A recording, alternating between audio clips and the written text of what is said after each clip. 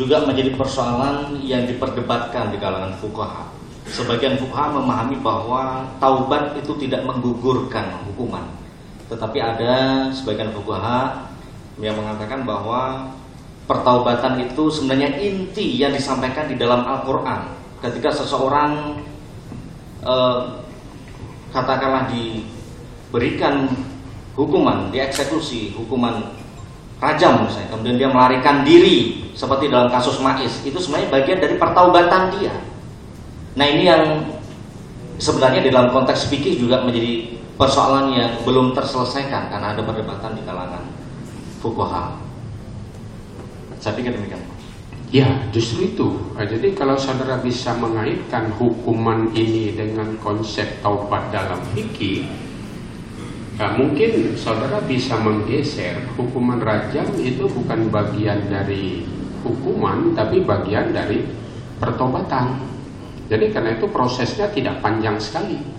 Jadi kalau dia datang minta, ya karena itu bagian dari taubat, tidak ada pembuktian, tidak ada apapun, tidak ada hubungan dengan siapapun, dia datang sendiri, ya dia dihukum sendiri, tidak ditanya dengan siapa berzina, kapan, apa bukti, tidak ada.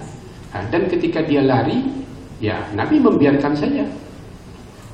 Karena di sini memang tidak ada proses peradilan, yang ada proses pertobatan. Jadi umpamanya ini juga barangkali bisa mendukung teori tadarruj tadi, sehingga dia menjadi lebih kuat bahwa rajam dijatuhkan Rasulullah tidak dalam kerangka hukuman, tapi dalam rangka agama, pertobatan. Dan kalau umpamanya ini disampaikan, ya apa yang disebut oleh Profesor Sahrizal tadi, ini kontekstualisasi yang justru betul-betul mempertimbangkan keadaan sosiologis dari masyarakat Aceh. Ya, jadi bahwa hukuman itu ta'akuli, itu tidak hanya semata-mata hukuman untuk hukuman, tetapi hukuman untuk tujuannya. Saya walaupun tidak ada bukti, ya, jadi belum ada bukti, tetapi saya yakin sekali hukuman cambuk saja itu sudah cukup untuk menghentikan perzinahan. Jadi orang kalau ada 1-2 yang kita jatuhkan hukuman cambuk, itu akan turun drastis. Tidak perlu hukuman rajam. Sebagian orang menyatakan, jadi kalau tidak dirajam, hukuman zina tidak akan, perbuatan zina tidak akan hilang. Tapi saya tidak yakin. Ya. Jadi kenapa saya tidak yakin? Karena di sini ada sebuah teori, ya, teori yang untuk hukuman cambuk, bahwa dalam Islam itu kadang-kadang hukuman itu harus bersifat fisik. Kenapa? Karena orang berpikiran untung rugi. Jadi mana yang lebih untung melakukan kejahatan dibandingkan dengan menerima hukumannya. Kenapa korupsi di Indonesia tidak berhenti? Salah satu karena hukumannya ringan. Jadi mereka merasa korupsi sekian miliar dihukum sekian tahun, kena denda sebagainya, itu masih tidak rugi, itu masih untung. Nah, ini punya. Jadi karena itu tidak akan selesai. Ada anjuran sekarang ini supaya koruptor itu dimiskinkan, karena hanya dengan memiskinkan mereka lah korupsi itu akan bisa berhenti. Kenapa? Karena rugi. Jadi manfaat dari korupsi itu tidak akan bisa dia dapat. Begitu juga dengan zina. Cambuk 100 kali itu lebih berat dari nikmat perzinahan itu. Jadi orang tidak akan mau mengerjakannya karena dia pertimbangan itu. Jadi karena itu saya yakin dengan cambuk saja perzinahan itu bisa dihentikan. Kecuali kita bisa katakan bahwa cambuk 100 kali itu lebih ringan, ya, itu lebih baik, itu masih mau menerima itu asalkan pekerjaan zina itu dia lakukan. Nah, ini betul, kalau memang demikian keadaannya baru rajam itu diperlukan. Nah, dalam kaitan ini tadi sudah ditanyakan juga ini dengan HAM. Ya, kalau dengan HAM itu betul, itu sudah selesai, tidak akan banyak diskusi. Karena hukuman mati pun sebagai hukuman paling berat itu tidak bisa dianggap bertentangan dengan HAM. Tetapi bahwa hukuman cambuk ini kejam, ya, kejam, itu tidak manusiawi. Adakah jawaban yang saudara bisa sebutkan? Bagaimana menjawab tuduhan bahwa hukuman cambuk lepas dari zina atau apa saja ini adalah kejam? Silakan. Baik, terima kasih. Romo Vendus melihat sebenarnya persoalan kejam atau tidak itu persoalan yang tidak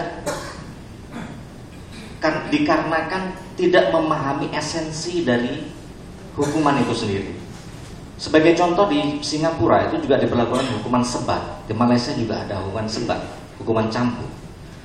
Nah, gugatan mengenai hukuman ini adalah cruel, sesuatu yang kejam, sesuatu yang tidak semestinya dilakukan. Itu juga menjadi sebuah persoalan, karena pada prinsipnya kalau dipahami secara lebih lanjut, misalnya mengacu disertasi yang ditulis oleh Ridwan Syah sebelumnya, bahwa hukuman yang penjara itu sebenarnya justru lebih bertentangan dengan HAM. Dan ini saya pikir perlu pemahaman yang lebih mendasar secara substansial terhadap hukuman cambuk itu sendiri. Saya pikir demikian, Prof. Ya, baik ya. Untuk kasus Aceh, ya saudara di sini melakukan banyak.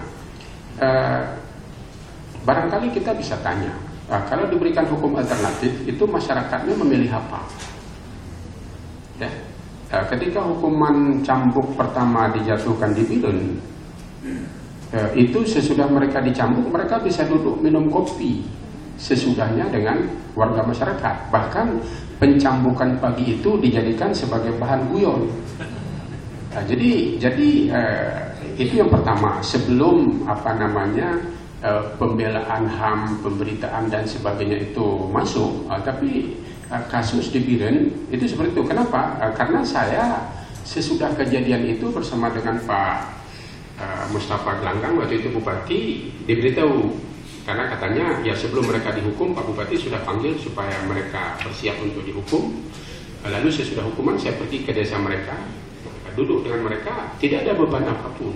Nah, jadi kalau itu dikatakan kejam, ini bisa kita bantah. Ya. Nah, jadi dengan fakta bahwa masyarakat Aceh tidak menganggap itu kejam. Nah, jadi ini juga hal yang relatif. Jadi mungkin kita memerlukan ini dengan fakta lapangan. Ya, walaupun ada juga 1-2 pada masa belakangan yang menyatakan malu, tetapi pada awal itu tidak ada.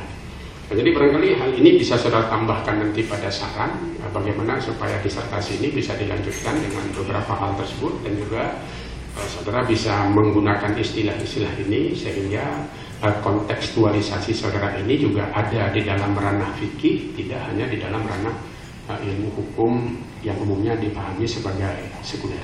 Barangkali demikian Pak Pimpinan, saya padakan, saya kembalikan. Terima kasih. Terima kasih kepada Prof. Yasa Ulfa. Kemudian sebelum kita lanjutkan kepada Profesor Dorwal Walidin, kita masih ada penguji lain yang tadi kita sebutkan tidak datang, yaitu Profesor Dr. Samsul Anwar MA. Beliau sebagai promotor juga. Namun pada hari ini soal beliau dikirimkan kepada kita dan akan dibacakan oleh sekretaris sidang. Kami persilakan. Bismillahirrahmanirrahim. Assalamualaikum warahmatullahi wabarakatuh. Alhamdulillah. Saya akan membacakan soal yang sudah di-email oleh Profesor Dr. Haji Samsul Anwar MA kemarin sore. Ada beberapa pertanyaan. Jadi yang pertama, judul disertasi